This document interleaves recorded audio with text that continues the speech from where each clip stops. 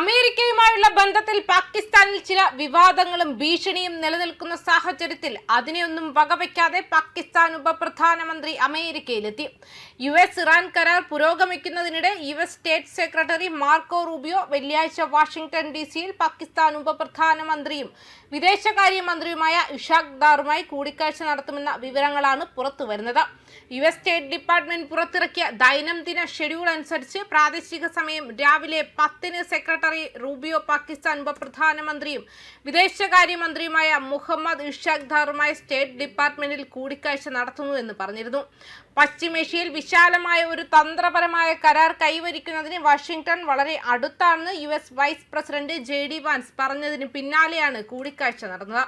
സമീപകാല US നടപടികൾ Hormuz കടലിടുക്ക് വീണ്ടും തുറക്കുമെന്നും ഇറാന്റെ പരമ്പരാഗത സൈനിക ശേഷികളെ ദുർബലപ്പെടുത്തുമെന്നും ടെഹ്റാന്റെ ആണവ പദ്ധതിയെ ഗണ്യമായി വൈകിപ്പിക്കാൻ അമേരിക്കയെ സജ്ജമാക്കുമെന്നും അദ്ദേഹം പറഞ്ഞു.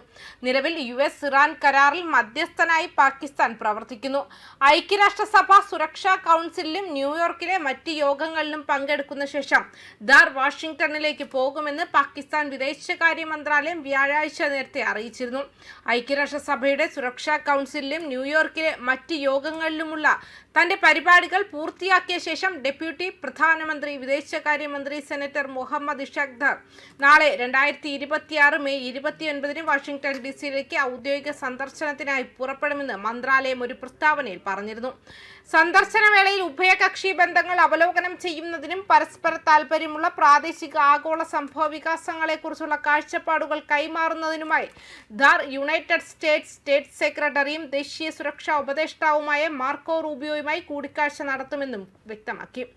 പ്രധാന മുൻഗണനാ മേഖലകളിലെ സഹകരണം ശക്തിപ്പെടുത്തുന്നതിലും സംഭാഷണത്തിലൂടെയും നയതന്ത്രത്തിലൂടെയും പ്രാദേശിക സമാധാനവും സ്ഥിരതയും പ്രോത്സാഹിപ്പിക്കുന്നതിനുള്ള പാകിസ്ഥാന്റെ ശ്രമങ്ങളിലും ചർച്ചകൾ ശ്രദ്ധ കേന്ദ്രീകരിക്കുമെന്നും പ്രസ്താവനയിൽ പറഞ്ഞു.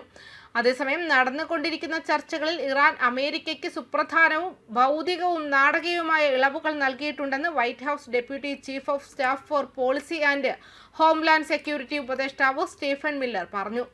അതേസമയം ഒരു കരാറിലും അന്തിമ രൂപം നൽകിയിട്ടില്ലെന്ന് ഊന്നി പറഞ്ഞു. ഫോക്സ് ന്യൂസിന് നൽകിയ അഭിമുഖത്തിൽ സംസാരിച്ച മില്ലർ മുൻ മാസങ്ങളെ അപേക്ഷിച്ച് US-ഇറാൻ ഇടപെടലിൽ സമീപകാല സംഭവ വികാസങ്ങൾ ഒരു പ്രധാന മാറ്റത്തെ അടയാളപ്പെടുത്തിയതായി വ്യക്തമാക്കി. കുറച്ചുകാലം മുൻപ് വരെ അസാധ്യമായിരുന്ന പ്രധാനപ്പെട്ടതും ഭൗതികവും നാടകീയവുമായ വിട്ടുവീഴ്ചകൾ ഇറാൻ അമേരിക്ക നൽകിയിട്ടുണ്ടെന്നും മില്ലർ പറഞ്ഞു. മാത്രമല്ല, ചർച്ചകൾ അപൂർണമായി തുടരുമെന്ന് അദ്ദേഹം മുന്നറിയിപ്പ് നൽകി. അമേരിക്കൻ താൽപര്യങ്ങൾ സംരക്ഷിക്കുന്നതിനായി പ്രവർത്തിക്കാൻ അമേരിക്കൻ പ്രസിഡന്റ് ഡൊണാൾഡ് ട്രംപ് വിശാലമായ അധികാരം നിലനിർത്തുന്നത് തുടരുമെന്നും പറഞ്ഞു.